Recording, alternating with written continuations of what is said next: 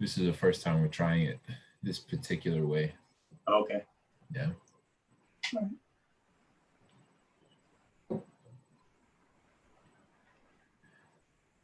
It looks like it's working. It's muted. Fantastic. Okay, so we're live. I'm also going to record it just in case something goes wrong.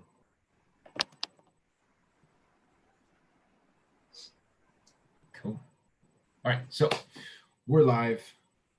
This is episode 10, the big 1-0 here with Chris Stack. Welcome to our 10th episode. It's kind of crazy to think that the pandemic kicked off our whole initiative to start Rain Talks, and then here we are 10 episodes later. Chris Stack's about to talk to us about college and college consulting and guiding future stars. Yeah, thanks for having me, Matt. It's a pleasure to be here and honored to be number 10. Yeah. So obviously, quick intro. Chris Stack is the founder and the CEO of Guiding Future Stars, a company dedicated to developing high-achieving student athletes. He's also the author of the College Recruiting Playbook and the developer of Designing Your Pathway to College Sports Curriculum. So glad to have you on the show, Chris. Yeah, take it away. Excited to be here. All right. So let's talk about how you kind of came into this position as a college consultant. Absolutely. So, I'll go back a little bit. So I attended Mount St. Mary's University here in Emmitsburg, Maryland, and I played soccer there. And immediately after graduation, I got into college coaching. So I was a volunteer assistant with the men's program. I got out of coaching for about 2 years, missed it direly, just missed it. And I needed to get back into it. And so got opportunity to start coaching at Division III college, McDaniel College in Westminster. And I was an assistant there for 2 seasons. And then had the opportunity to go back to my alma mater and coach at the Mount on the women's side. And I was an assistant there for 7 years. But in addition to my time coaching, I also spent 5 years as director of student athlete academic support and student athlete development. So I had kind of the unique side of being a coach and the recruiting side, but then also the academic and student athlete development side. And it was about in 2015 where I came up with the idea of creating a better opportunity for kids to learn and understand the college recruiting process. And that's kind of how Guiding Future Star was born. Yeah. So student athletes, right? It's kind of like a buzzword in the industry, the duality of an athlete that's in school. What are some things that you put into development in that position? It was focused on academics. So academic success, the idea was making sure that the students were successful academically so they could compete athletically. And I worked not only with soccer players, but I worked with all the Division I athletes at the Mount. So it was about 330 student athletes, men's basketball, lacrosse, men's soccer, women's soccer. So all the sports, and making sure they were doing what they needed to do in the classroom so they could compete, athletically. On the development side, it was a lot about personal development, teaching them about time management, the values and benefits of being a student athlete, and the opportunities that could be presented to them because they're student athletes. And I think that's something that's overlooked a little bit. Everybody's excited about the sport, but the value of being a college student athlete goes well beyond the sport itself. Yeah, for sure. Time management. What are some strategies that you have for time management? So the interesting thing is, kids think, oh, I'm going to college, I'm going to have a lot of freedom. Being a student athlete, you don't have as much freedom as you think because your time is very demanding. You're in class 12 to 15 hours a week. So you're taking 4 or 5 classes. Experts say you should be doing at least time and a half of that work outside the classroom. And then you're adding on a minimum of 20 hours of athletics. And the reason I say minimum is there's a lot of extra things that aren't included in the 20 hours that the NCAA allows you.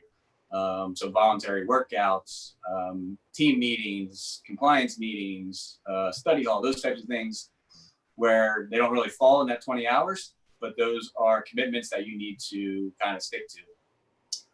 So when you add up, your academic commitments and your athletic commitments, you're somewhere between 50 and 60 hours a week. So I know, typically they say playing college sports is like a full-time job. Well, yeah, because part of your job is going to class and doing well in school. So yeah, it is a full-time job because you're dedicating 50 to 60 hours a week. Yeah.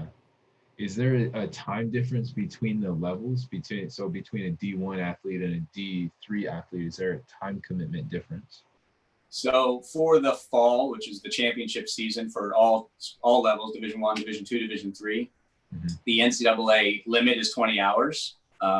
So that it doesn't really matter. Division I, II, or III, you're probably dedicating, in terms of what you're allowed, the same amount of time.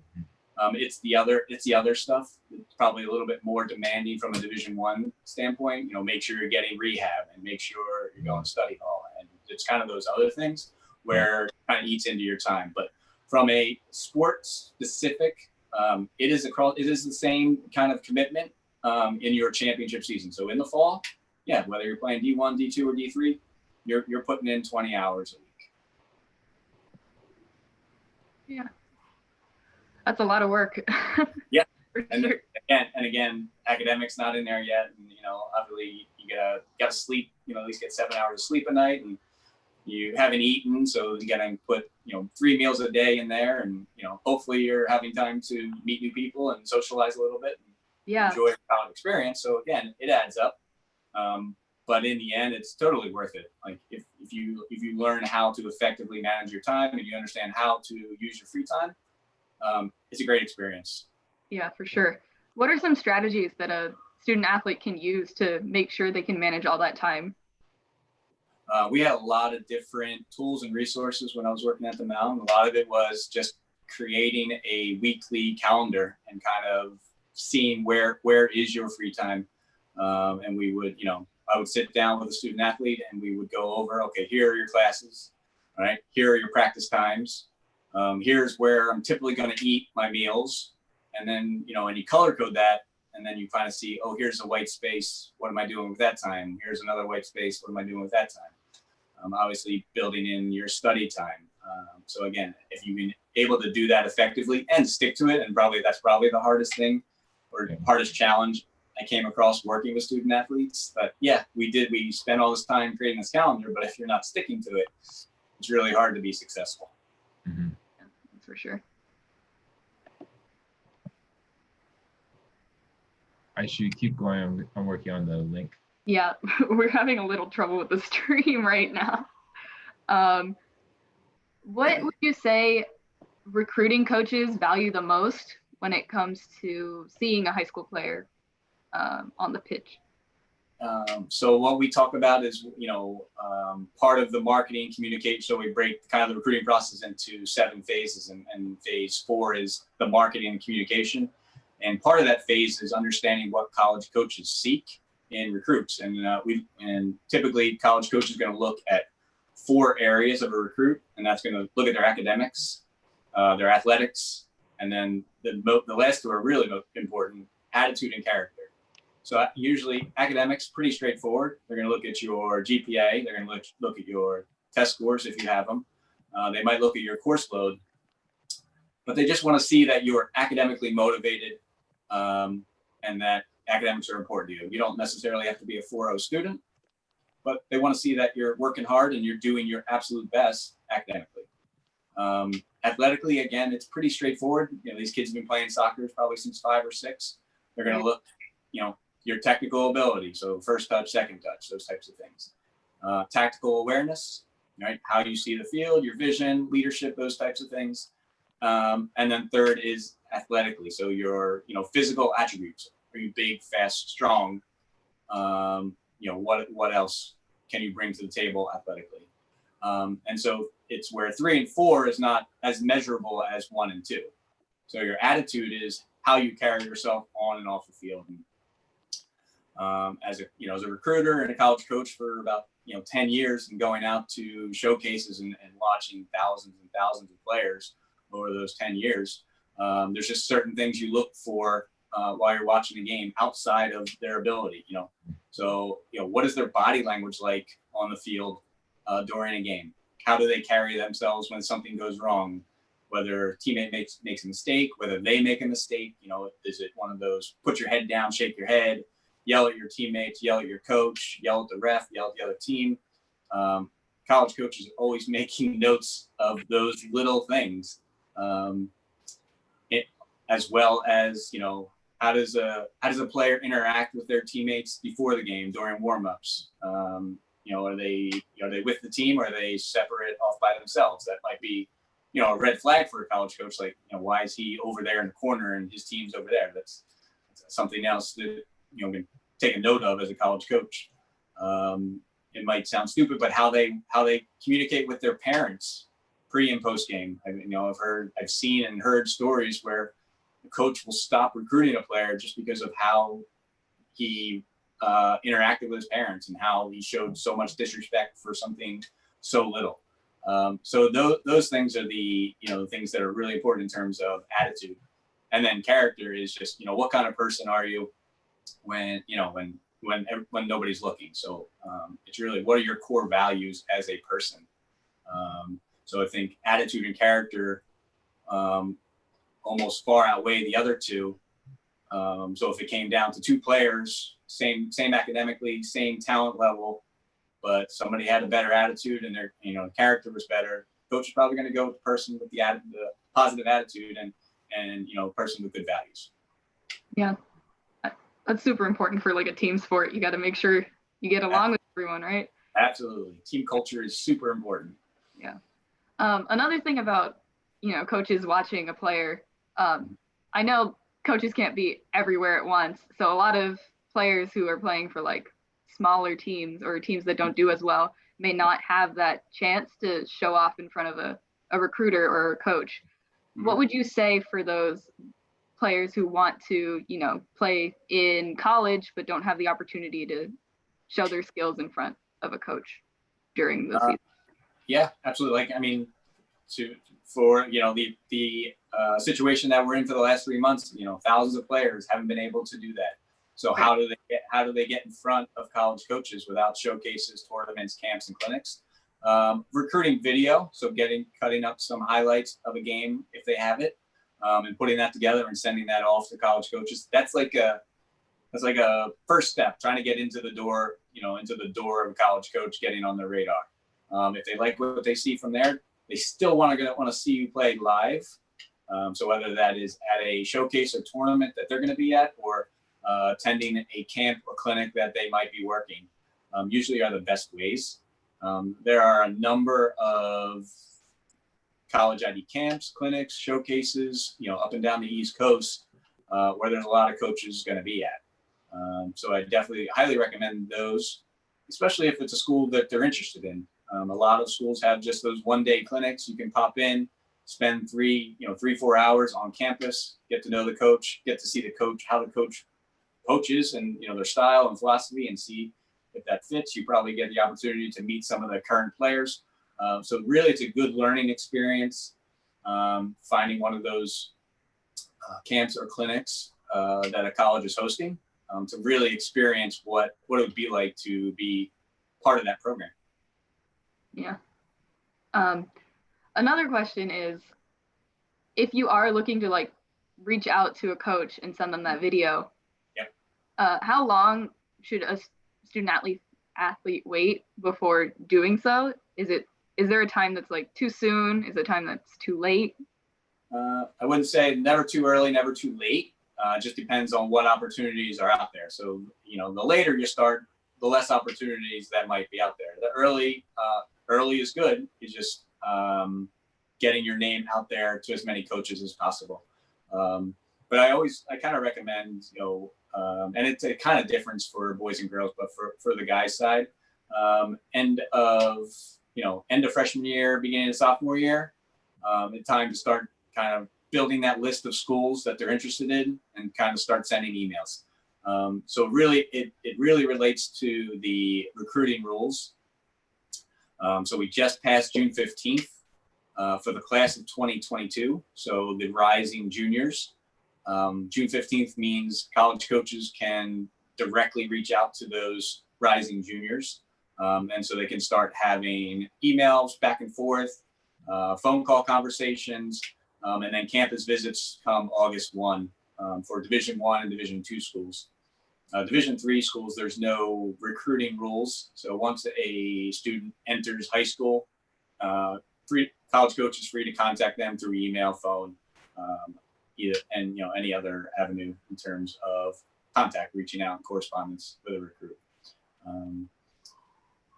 But yeah, I think June. So again, beginning of sophomore year, start getting those things out there, because then those recruits will have 9 months or so before their June 15th starts, and they can start having interaction with college coaches. Yeah. Going back to the recruitment process, just to kind of pick your brain about that a little bit, because you have to not only choose or recruit a player that is good at. Oh, Matthew's frozen. Yeah. Let's see. Predict how they're going to handle. I froze? Yes. Oh, okay. Let's rewind a little bit. So the recruiting process of getting a good soccer player, but then also predicting what type of student they're going to be, right? Yep. How does that kind of mix into the flavor of recruitment?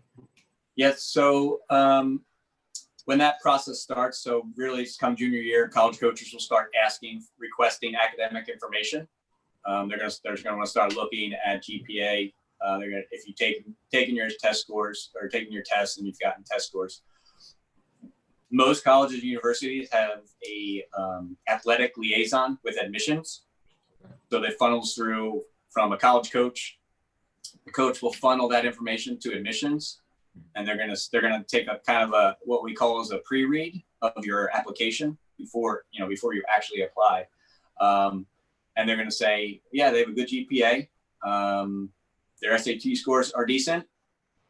If they continue down this path, so it's not guaranteed, if they continue down this path, we think this student will be accepted and they may receive this much money in academic scholarship. And so the coach goes, okay, that sounds good. And then the coach can come back and evaluate and say, well, I think this is a really good player. They're going to get this much academically. I can add a little bit of athletic and I can create this financial package for them. And that's kind of how that process starts. So what's a good GPA? Like obviously the highest GPA you can get, right? Yeah. Well, what are players, maybe they struggled their first year of high school going into that second year of high school. What's a GPA they need to be looking to get to? I mean, a target GPA is 3.0. Okay. I would say for the average student athlete. But maybe if you have an exceptional soccer player and they have a 2.5, that's going to work out for them. We just want to make sure. I mean, coach depends on the program and what kind of kids the coach is recruiting. Mm-hmm. They just want to make sure that they're eligible. So for Division I, it's 2.3 core course GPA. So it's your English, your math, your science, social science classes, mm-hmm. Religion, philosophy, foreign language, those types of things. So right. You just want to make sure they have, are academically eligible. And some coaches will say, I will take them. Some are like, we're not sure. So it really depends on the coach and what they're looking for. Yeah. Let's talk about school selection. So I'm a young athlete and I'm trying to figure out what school I even want to go to. Yeah. Right. So how do I start that process? So the way we break it down is we put it into like 3 circles. We have an academic circle, we have a personal social circle, and then we have an athletic circle. My first thing is always start school, personal, social. See what kind of schools you can build a list of, and then you kind of bring in athletics to say, okay, these are schools that match what I'm looking for. And then let's see what schools work for me for the soccer program. So academically, again, it's, you know, what are the admission standards? What, you know, if I have an interest in a major or field of study, what kind of learning environment am I looking for? Am I looking for, you know, small schools, small class sizes, or am I okay with going to a larger school where I'm sitting in a lecture hall with 300 other students? Sometimes that doesn't work for everyone. Some kids like, yeah, no problem, I got this. So really, it's that those are really the main academic factors that kids should start looking for. And then I think social, personal is really important. That is, you know, location, so distance from home, location, if the climate's an issue. Again, the school size. You're looking for a small school, medium-sized school, extra large school. Talk about campus setting. You're looking for a school in the city, in the suburbs, in, you know, rural. So those types of things. And then obviously cost and tuition, those types of things. I kind of put that in the social, personal kind of circle for parents. Mm-hmm. And so from just those factors, we kind of build a list of schools that, okay, and then, okay, academic or athletically, what am I looking for? What level of play am I looking for? How important is playing time? Like, you know, am I looking to find a school I can come in as a freshman and start playing right away? Or are you willing to work hard, you know, kind of bide your time and maybe see a little time freshman year and then a little bit more sophomore year. And then by, you know, junior year, you're like an impact player again. So I think that's really important. The coach is a big factor in selecting the school, their philosophy, their style. Other things we tell kids to look at is, you know, look at the roster. We call it roster turnover. So look at the roster from the previous year to this current year and see, okay, he brought in 15 freshmen in 2018. And I looked at the 2019 roster and there's only seven kids from that class left. That's kind of a red flag. I mean, you got to maybe try to do a little bit of research. That's not something you can ask a coach directly. Hey, coach, why did 8 players leave? He's not going to answer you. But again, it's just something to keep a look at. See where they recruit from. Are they more of a local recruiting college? Do they recruit regionally, or is it a national recruit? So again, you can learn a lot about a program just from kind of doing that type of research. Yeah, those are really good points. How would you determine the coach's style of play or kind of the coach's tendencies? Because that stuff's not typically posted all over the place. No. I mean, typically you're going to get that answer. That's going to be a question you could ask the coach when you're sitting and you get the opportunity to sit in their office, when you're sitting like across the desk from them and you have questions, they have questions. So, you know, if they come prepared, that would be, you know, one of the questions, you know, how do you like to play, coach? Are you a possession type team? Or are you more, you know, more direct? You know, players are versatile, so maybe players can do both, but it shows interest, and shows that you're, you know, interested in those types of things, like that you came well prepared, that you're trying to learn about the program. And I think that would go a long way from a college coach perspective. Yeah, and I think for players, even before they have that conversation with the coach, they have to, like, how do I play? Yeah, exactly. How do I fit into a system? Yeah. Because they could get the answers and then still not know what that means for their college choice. Yeah. That's fantastic. You mentioned recruitment a little bit. I just wanted to jump to that. Yeah. Where you're talking about how a college may recruit locally or nationally. How about internationally? I know a lot of players from Europe who want to play in the U.S. have more play time than a typical U.S. soccer player. So how do you compete against someone like that?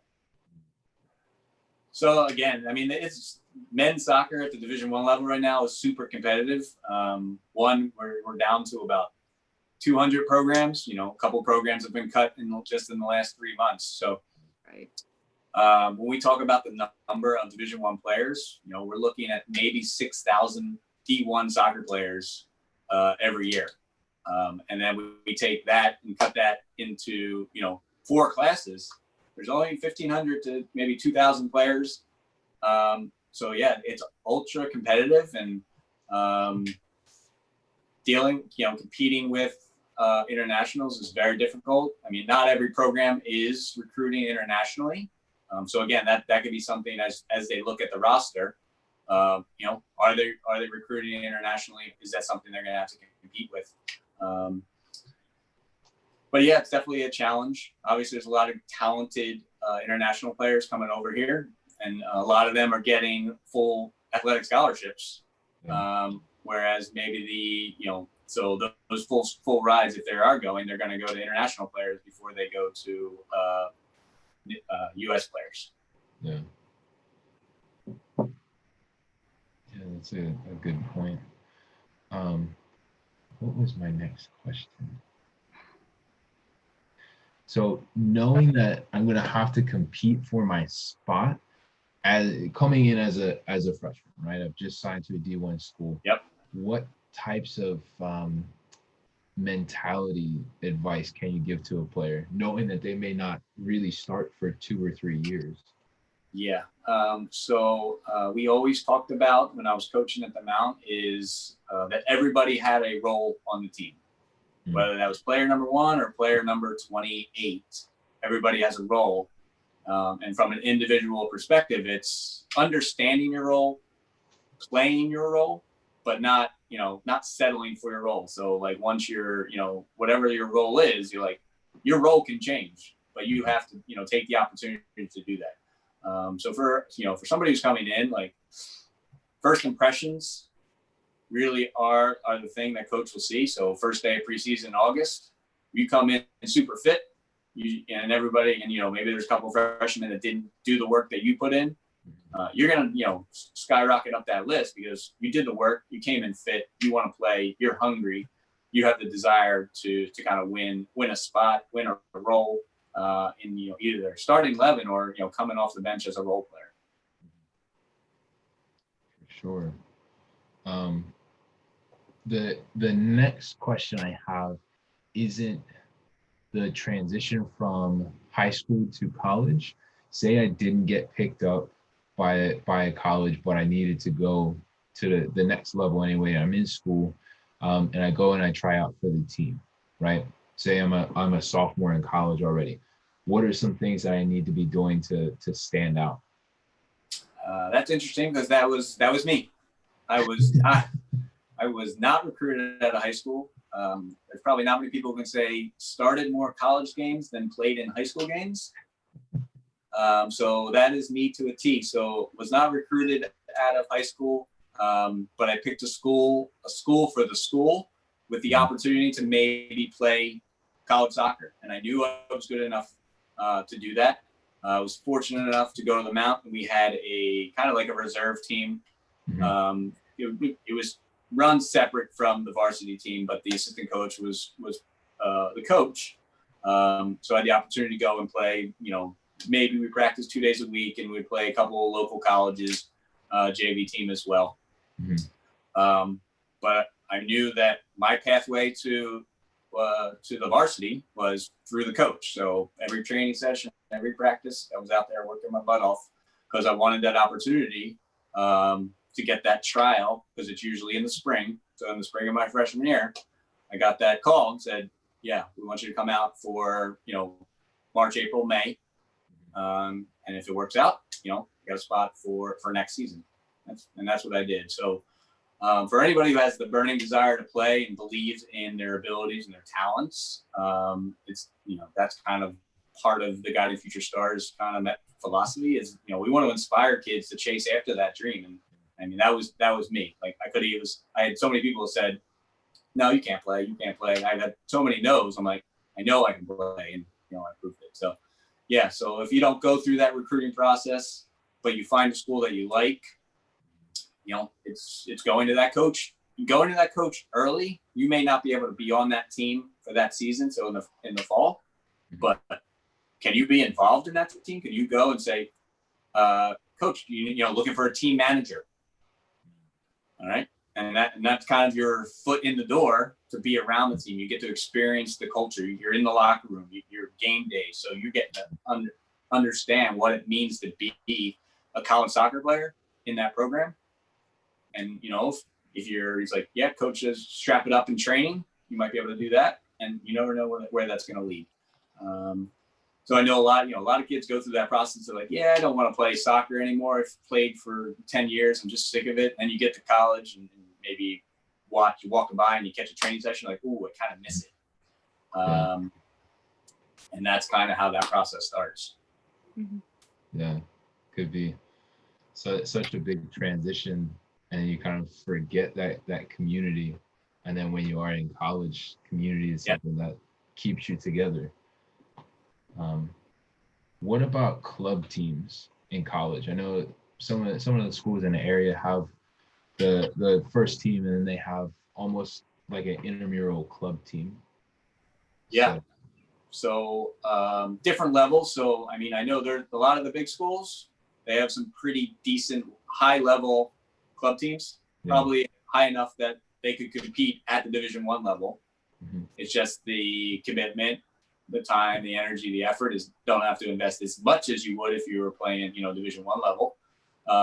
So that's important to understand. It's just about research and what you're looking for. And then, so again, like bigger schools like the SEC, the ACC, those Big Ten, those level club teams are high level. Like the players can play. They just didn't want to do the full commitment. Right. And then most schools have intramurals, which is a little bit more like rec, but you still get to kind of get your competitive juices out a little bit playing at that level. Yeah. Speaking of transitions, this is not about just college. How would you say is the transition from, D1 college team to if you are going to pro? How does that transition work?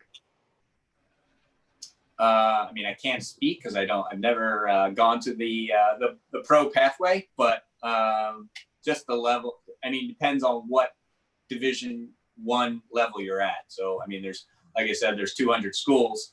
If you're in that top 15, top 20 programs,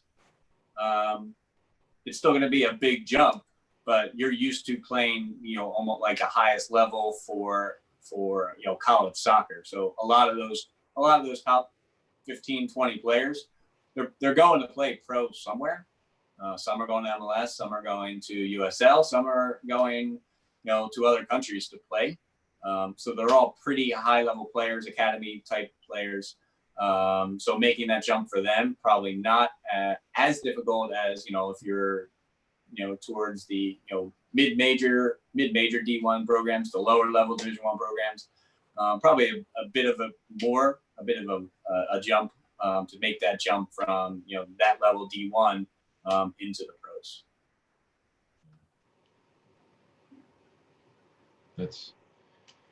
So if I was at a school as a transfer student, am I still eligible for an athletic scholarship? So you're at a 4-year school and you want to transfer? Yep. You are still eligible for a scholarship. I mean, in the big picture, Division I men's college soccer scholarships, full rides are very rare, like we talked about. So the maximum number of scholarships that a Division I program can offer is 9.9 across the whole entire roster.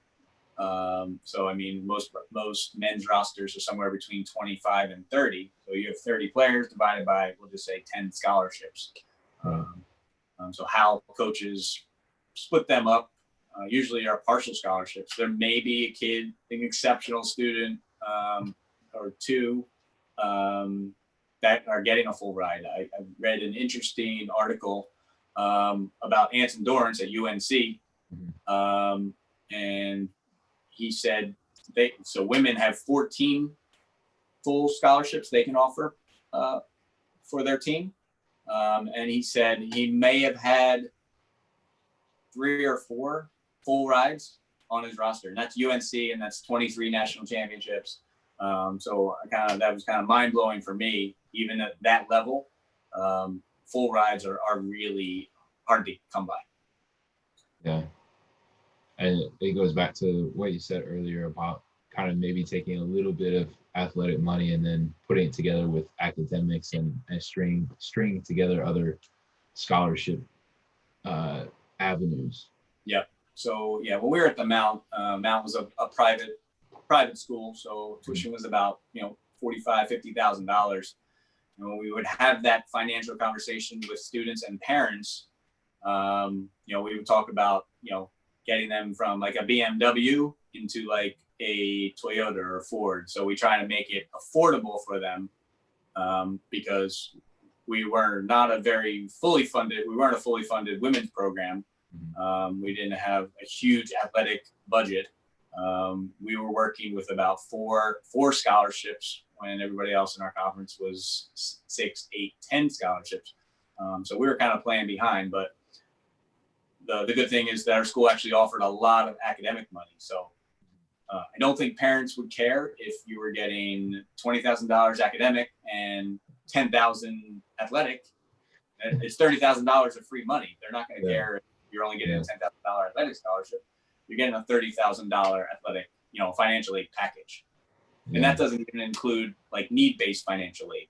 So if your family, other financial aid, private scholarships. So it can add up.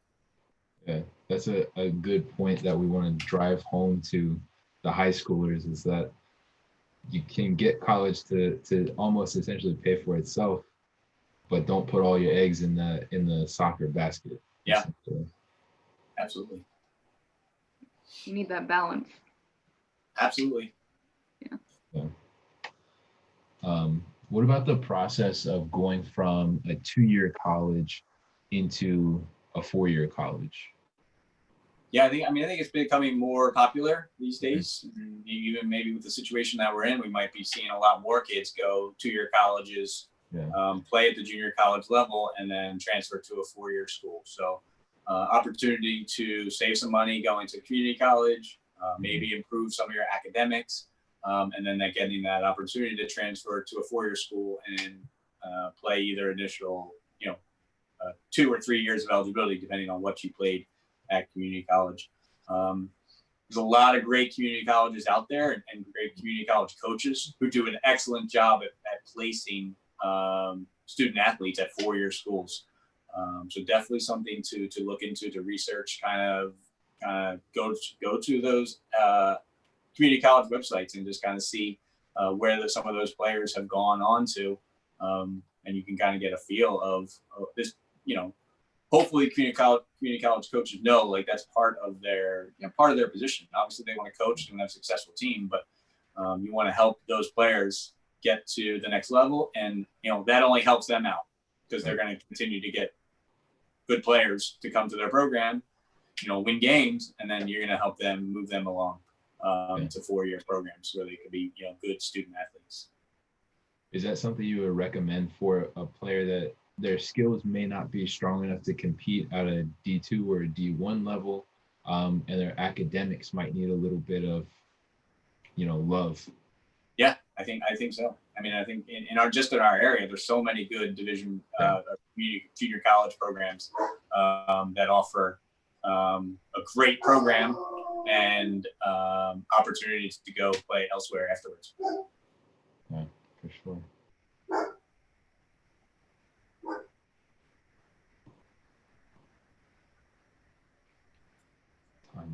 We talked about that. Aisha, what's your next question? I was going to ask about things that Chris wanted to cover. Anything specific? I guess the big thing is, so we talked about our phases, and we can kind of go back to that marketing and communication phase. And one of the what Design Your Pathway College Sports is, it's like teaching a class. So it's like teaching a college recruiting prep class for these kids, so they can understand ins and outs of the entire process, so they can take ownership of it. So we're not a recruiting service. We're not a scouting service. We're an education company. And so the big thing that we do and that I go through with students is kind of a personal development plan And what we do in that is, we start off by the kids doing a personal SWOT analysis to get, what are their strengths, what are their weaknesses, what opportunities they have, and then, what are threats or challenges that are gonna could hurt them down the road. We want them to kind of set their goals. So what are their goals? Academic goals, athletic goals, personal goals. And after we kind of do those things, we have the kids develop a personal mission statement. And the reason we do that it really moves forward to the marketing phases where kids need to learn how to develop their personal brand. With the impact that social media is having these days, now the college coaches are really starting to use social media as a recruiting tool.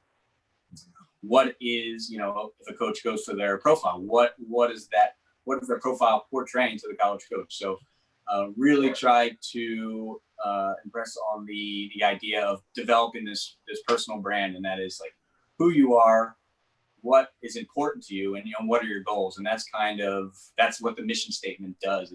We just finished a class last week with 6 students, and got a lot of great feedback from them for that purpose of doing that exercise. They're like, it motivates me and it keeps me focused on a daily basis to reach my goals. So it's a clear, succinct statement that they can read, every morning, first thing they see, last thing they see when they go to bed, and they know they're waking up. No, this is what I got to do to get to those goals. So that is like really the foundation of the course, and it kind of just builds strong foundation for them to be able to take that information, take that brand, and market and promote and sell that to college coaches. So it really impresses on the kids on developing a brand. What do you want coaches to see or know about you just based on your social media? So what you're saying is keep those Instagrams clean. Absolutely. Yeah. I mean, I don't know if you guys heard maybe 2 weeks ago, a Marquette women's lacrosse player. Yeah. Yeah. She was she put some racial remarks on her. It wasn't even it wasn't social media, but it wasn't something public. It wasn't Instagram. It wasn't Facebook. It was her Snapchat. Yeah. And everybody thinks Snapchat's private. It's not private. All it takes is a screenshot. And it got into the wrong hands, and her acceptance at Marquette was denied. So she's no longer even a student, and then she lost her scholarship to Marquette. So again, it's a crazy world. You got to be super careful what you're putting out there. But again, everybody goes to the negative social media. You can use social media to enhance your personal brand, not destroy it. Yeah.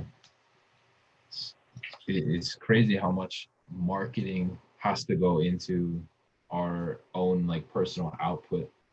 Even as a high schooler, they can seem all fun and games, and then you're talking to a college coach and it's like, I see what you did last weekend.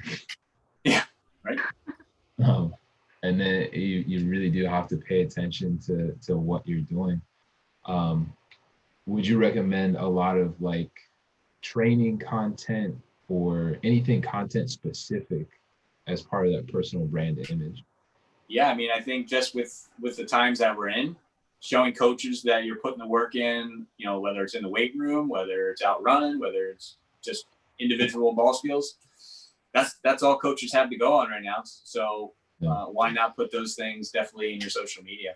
The other thing I like, so when they start emailing college coaches, a personal, we call it an elevator pitch, but to each coach, that would go a long way if I was a college coach and I got an email from a kid, but attached to it was a 30-second clip of, oh, hey coach, this is who I am. So coach can see face, hear him speak, have a good feeling of, okay, I like this kid. We're gonna continue the process. On the topic of videos, would you recommend, so you've got kind of your introduction, this is who I am, and then we're gonna get to some of the game film. I think a lot of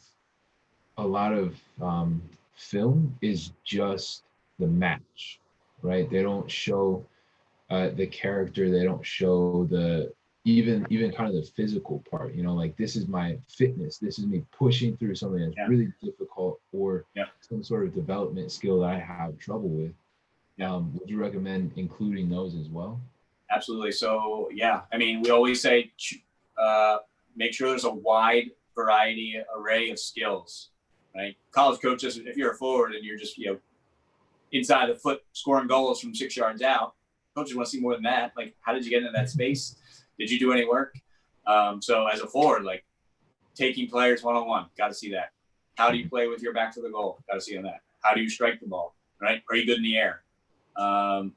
So those types of things, you got to show it all. Yeah, speed, getting past the defender, work rate, intensity, being aggressive, going after tackle, things like that. You want to show everything you can, but you also want to show it, in less than 5 minutes.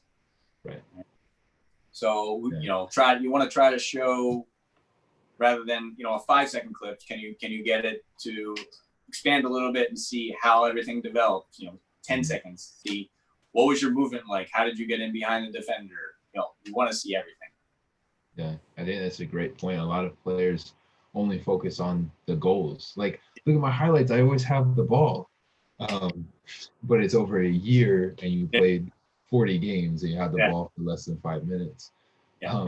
So I think that you can kind of skew the perception of what the video is, but a lot of coaches need to see what that off the ball movement is as well. And I think that's a gap in a lot of highlight films, like you're saying, is how did that develop? How did you as an individual get into that space to produce the goal? Yep. And then it's really important for players to recognize.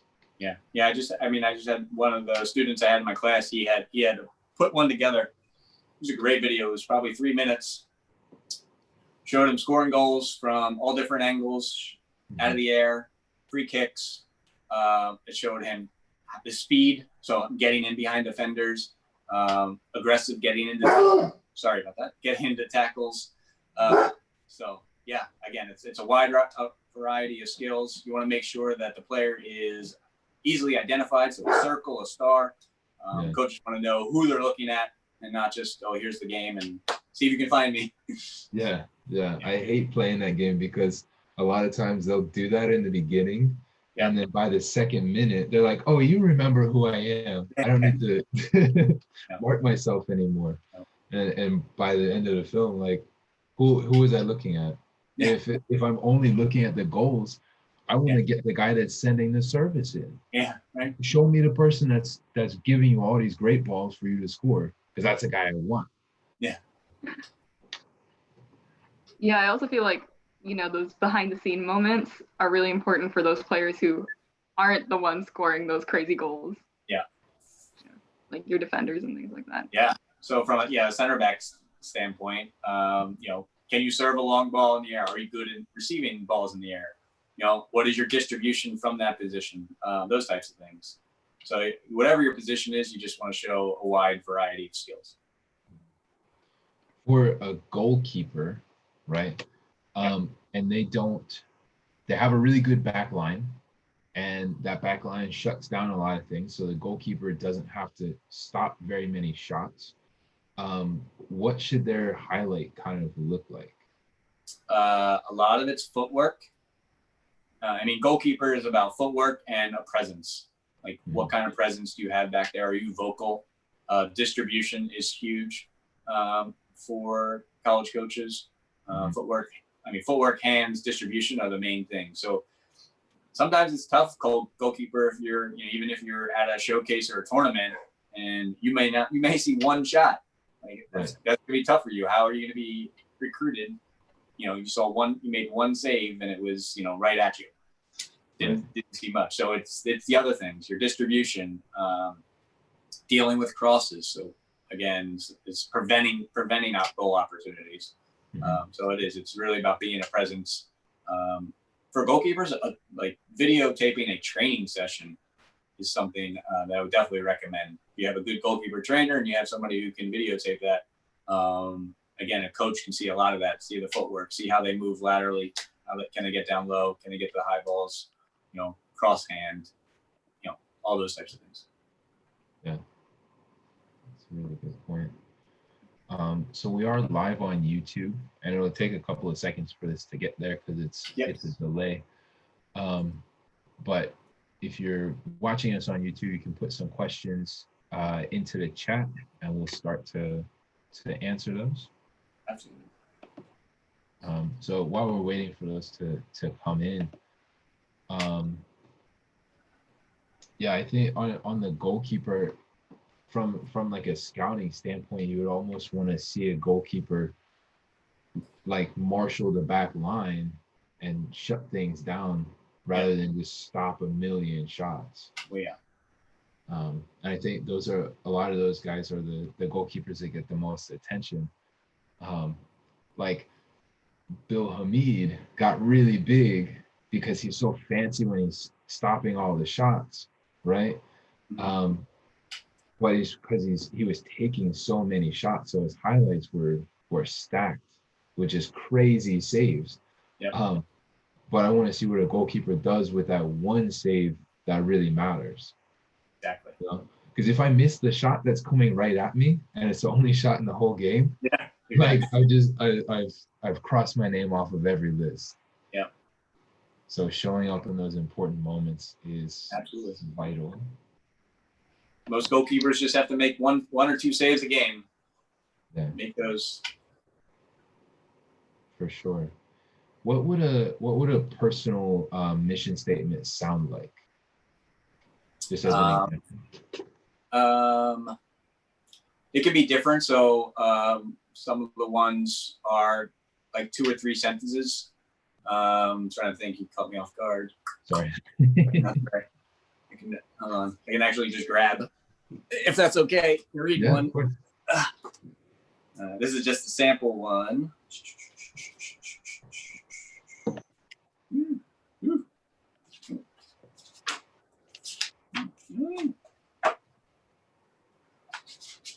All right, so this is actually just my sample one from the Designing Your Pathway to College Sports workbook.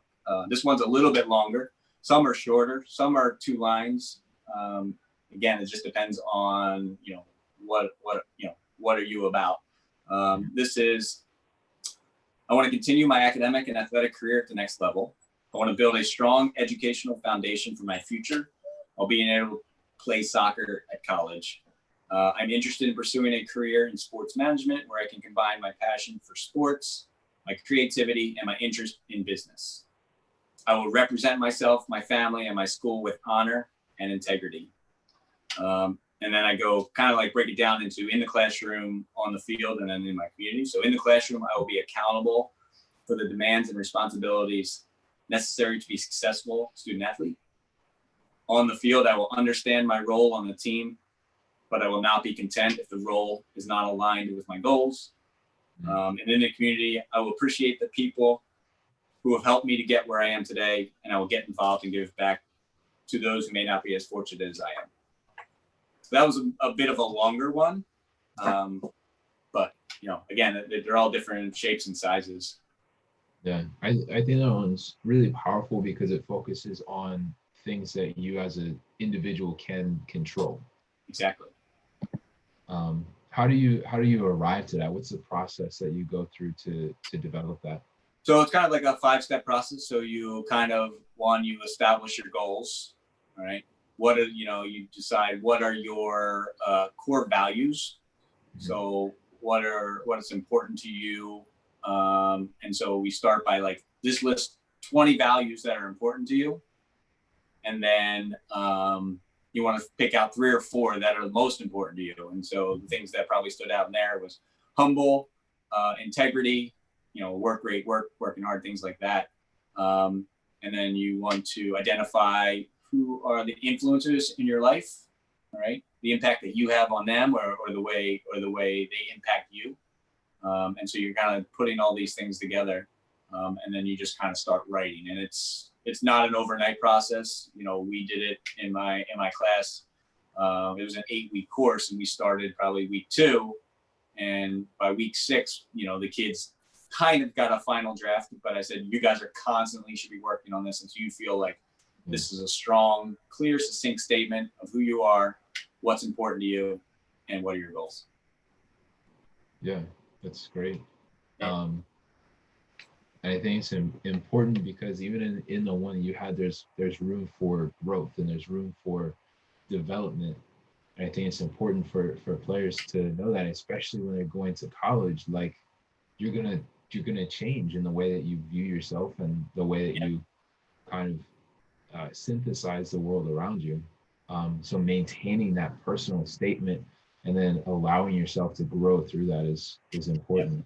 And that statement will adjust while you're in college, and then if you want to continue to keep it, you know, when you're leaving college and going into, you know, adult life and things like that. It's funny you said development, because when we talk about finding your college fit, we say a couple of things. One, you want to find the best college experience, academically, athletically, and personally. But then we also talked about, you know, college is where you're going to develop academically, athletically, and personally. So you want to find the school that's going to give you that best opportunity. So those, you know, kinds of things you should be keeping in mind going through that college search process. Yeah. Sure. So it doesn't look like we have any questions from YouTube. I have a question, if you're okay with me asking. Go for it. What's written on the whiteboard? It's been on my mind the whole time. So this is where I teach my lessons. So it just says design your pathway to college sports. And then I've listed the 7 phases of the college recruiting process. So the first phase is intro to college recruiting, where we take a look at what are the recruiting myths, because, you know, there's a bunch of them out there. You know, like Division I is the best and only option. Everyone gets an athletic scholarship, those types of things. Pitfalls to avoid. So I've seen a lot of kids make a lot of mistakes. So we want to get them out up front and say, don't do these things to be successful. Phase 2 is commit to the process. And that is really that personal development planning process. We also look at what the student athlete experience looks like. So what are the values? What are the values and benefits of being a student athlete? And then we dig deep into those demands, the time demands, the academic demands, the athletic demands, the emotional and psychological demands that kids go through being a college student athlete. And then we move to the planning and preparation phase, and that is we want to talk about academics. So we talk about the eligibility center that kids need to do for Division I, Division II, the differences between D1 and D2 and D3, and then the recruiting rules and guidelines that every kid should know, so they can navigate through the communication phase with coaches. Then we talk marketing and communication. So developing that marketing portfolio, intro letter, student athlete profile, video. What else do we have? Social media and how to use that. So those types of things. Phase 5 is gaining exposure. So, you know, how do you gain exposure? What are the things college coaches are looking for? We talk about campus visits at that point, what you should be doing on campus visit, what that looks like. And then we move into decision-making phase and then beyond the decision. So again, it's kind of like a roadmap that we've created for high school student athletes and along the way, there's checkpoints and there's activities and exercises. Again, we're trying to get them engaged in the process. We empower them with the tools and resources necessary to take ownership, but we want them to be engaged in it as they're going through it. Yeah. It's a great process.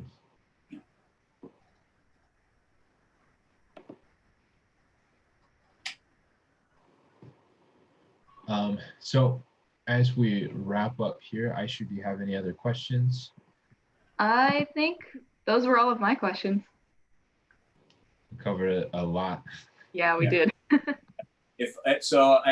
running a 1-day virtual college recruiting prep camp, Thursday, July 9th from 9 a.m. to 12 p.m. through Zoom. You can register for it on my website, guidingfuturestars.com. What we're going to do, we're focused on 3 parts. The first part is we're going to look at that introduction to college recruiting, look at those myths, look at those pitfalls, have a better understanding of the rules, so kids can navigate through that process successfully. The second part is we're going to take a closer look at finding your college fit and what that looks like, and each student that enrolls will get a recommended list based on filling out a questionnaire. So that's kind of would be a starting point for them.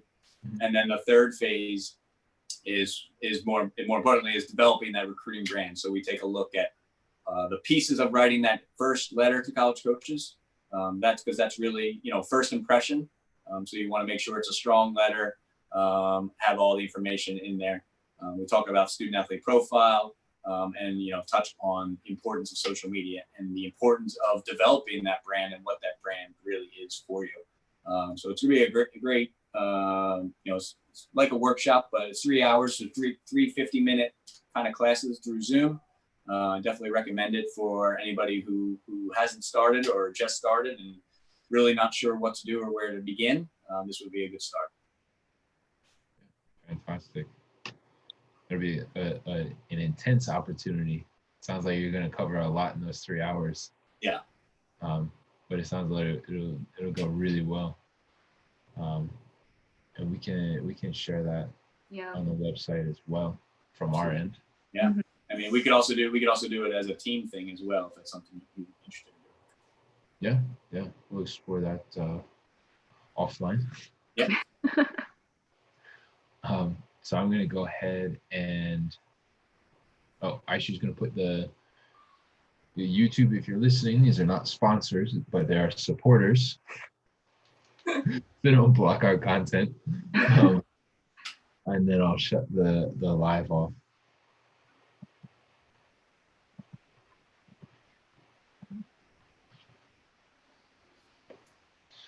So this was episode 10 with Chris Stack from Guiding Future Stars, and my co-host is Aishu from District Rain.